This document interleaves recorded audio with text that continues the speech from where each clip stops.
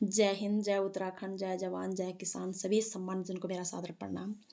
प्रकृति का आनंद लें, प्रकृति से प्रेम करें, प्रकृति से छेड़छाड़ नहीं किया जाना चाहिए, क्योंकि प्रकृति के बिना संपूर्ण जीव जंतु मानव समाज शून्य है। नदियाँ प्यास बुझाती हैं, फसलें लहराती हैं, लेकिन यदि नदियों में क्षमता से ज़्यादा बांधें बनाए जाएंगे, सुरंग बना बना करके पहाड़ों की जड़ें हिलाई जाएंगे, तो निश्चित तौर पे मनुष्य को ही नहीं अपितु जीव जंतु पेड़ पौधों को भी जो सिमट जैसा मानव निर्मित त्रासदी भुगतनी पड़ेगी। पानी प्यास बुझाता है, यदि पानी में नदी में कूदोगे तो डूब जाएंगे। अग्नि में खाना बनता है, अग्नि गर्म से हमें ठंड से बचाती है, लेकिन यदि अग्नि में कूदोगे तो जल जाओगे। यदि पेड़ पौधों को काटोगे तो फल फूल तमाम तरह की चीज़ों से वंचित रह जाओगे। इसलिए निवेदित हूँ सरकारों से भी और आम जनमानस से भी कि प्रकृति का संरक्षण करने का कष्ट करें, ना कि प्रकृति के विरुद्ध जाएं। और उसी प्रकार से मनुष्य के अंदर एक प्राकृतिक गुण है दया, संवेदनशीलता, तो वह गुण अपने अंदर रखें, क्योंकि अंततः हर मनुष्य को जीने के लिए हवा पानी भोजन की ज़रूरत होती है और ज़मीर को जिंदा रखने के लिए इंसानियत की ज़रूरत होती है। तो प्लीज़, चाहे कोई कितने भी बड़े पदकद पे हों, वह भी धरती से उगा अन्न जल ही खाते हैं, धरती में प्रकृति से प्राप्त अन्न जल हवा का ही ग्रहण करते हैं। तो प्लीज़ झूठे दिखावा की जिंदगी में मत दौड़िएगा, ठहराव रखिएगा। ऐसा विकास का क्या जहाँ मनुष्य ही ना हो, जहाँ जीव जंतु ही सुरक्षित ना हो, जहाँ पेड़ पौधे ही ना हो। तो रिक्वेस्ट करती हूँ संपूर्ण समाज से भी, संपूर्ण सामान्य नागरिकों से भी और जनप्रतिनिधियों से भी, विकास की अंधी दौड़ में विनाश की ओर ना जाएं। और विनाश सबसे ज़्यादा उन लोगों का होता है जिनका मूल जीविका पहाड़ों से खेतों से ही चलती है। तो कम से कम अपने उन जंगलों को, उन नदियों को बचाने के लिए आगे आएं। और आना पड़ेगा प्रत्येक मनुष्य को,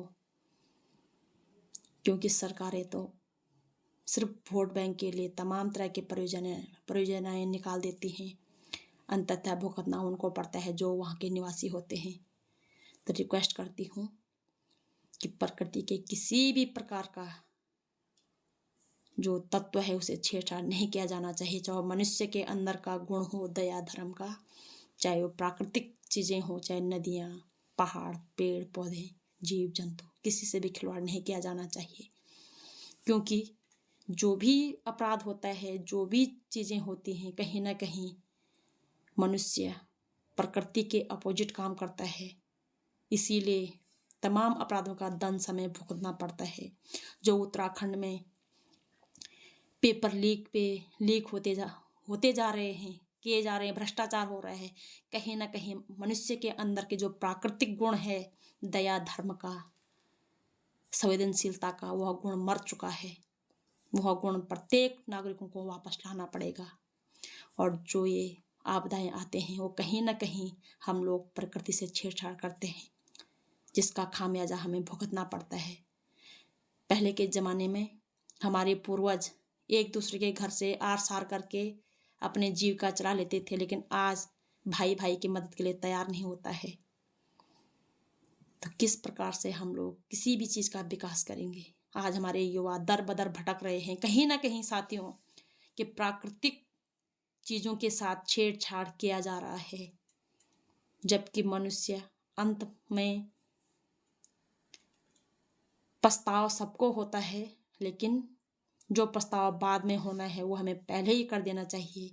इसलिए निवेदित हूँ कि प्राकृतिक चीज़ों से बिल्कुल भी छेड़छाड़ नहीं किया जाना चाहिए, चाहे वो मनुष्य के शरीर के साथ हो, मनुष्य के आत्मा के साथ हो, हृदय के साथ हो, या फिर प्राकृतिक तौर पे हमें जो प्राप्त चीज़ें हैं नदियाँ पहाड़ पेड़ पौधे अन्न जल, चाहे प्राकृतिक तौर पे चीज़ें उपलब्ध हो। प्लीज़ साथियों रिक्वेस्ट करती हूँ